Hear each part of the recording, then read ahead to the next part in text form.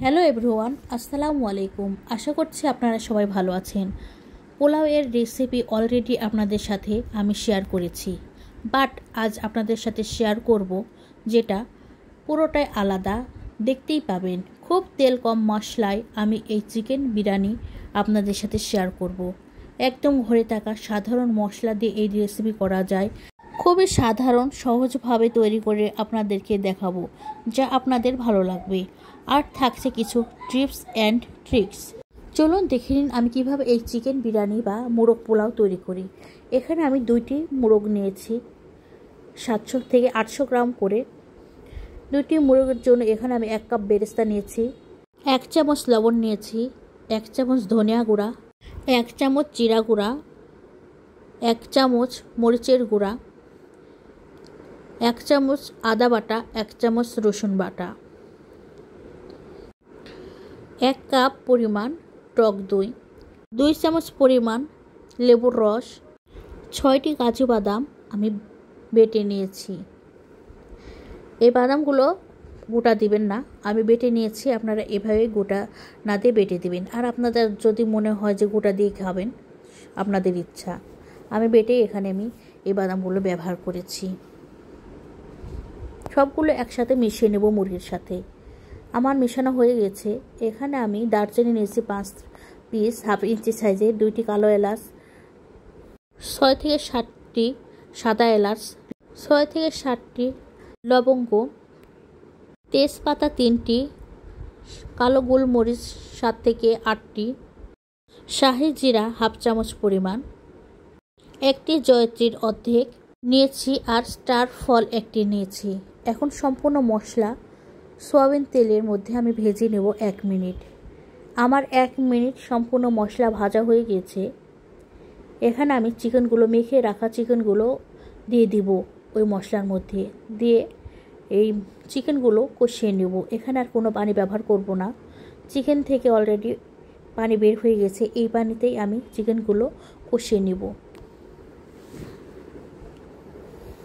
বিরিয়ানি রান্নার জন্য আমি সুগন্ধি চাল নিয়েছি, এই গ্লাসে 3 গ্লাস। এখন এগুলো চাল সুন্দরভাবে পরিষ্কার পানিতে ধুয়ে নেব।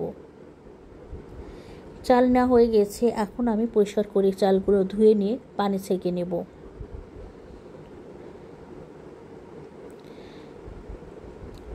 মুরগির মাংস আমার কষানো হয়ে গেছে। এখন মুরগির মাংসগুলো উল্টিয়ে পাল্টিয়ে নেড়ে দেব। হয়ে গেছে। আমি এই কড়াতে আমি আর চিকেন এবং বিরিয়ানি রান্না করব না, কেননা এখানে আমার সম্পূর্ণ রান্না হবে না। সেজন্য আলাদা একটি পাতিলে এই চিকেনগুলো নিয়ে নিয়েছি। আমার চিকেন কষানো হয়ে গিয়েছে। আমি এখানে 1 কাপ পরিমাণ পানি দিয়ে এই চিকেনগুলো সিদ্ধ করে নেব। যে পাত্রে আমি চিকেনগুলো মেখে রেখেছিলাম, ওই পাত্রে আমি এই পানিটা ধুয়ে এই চিকেনের মধ্যে দিয়েছি। হয়ে গেছে। এখন আমার উল্টানো। এখন চিকেনগুলো ঢেকে সিদ্ধ করে নেব। আর বিরিয়ানি রান্নার জন্য এখানে আমি পানি নেব। যেহেতু আমি 3 গ্লাস পরিমাণ চাল নিয়েছি, পানি নিতে হবে 6 গ্লাস। কিন্তু আমি এখানে 6 গ্লাসের পরিবর্তে নিব পানি 4.5 গ্লাস। কেননা মুরগির মাংসে যে ঝোল থাকবে, ওই ঝোলে অনেকটাই কাজ হয়ে যাবে। আমার বিরিয়ানি রান্নার পানির অতিরিক্ত পানির দরকার হবে না। আর বেশি বেশি পানি দিলে, সমান সমান চালের পরিমাণ অনুযায়ী পানি যদি দিই, তাহলে আমার বিরিয়ানিটা নরম হয়ে যাবে, খেতে একদম টেস্ট হবে না।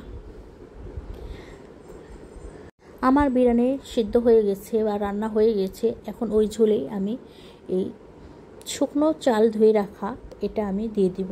দিয়ে মুরগির ঝোলের সাথে এই চালগুলো সুন্দরভাবে নেড়েচেড়ে কষিয়ে নেব। এখানে আমি অতিরিক্ত কোনো মশলাই ব্যবহার করব না।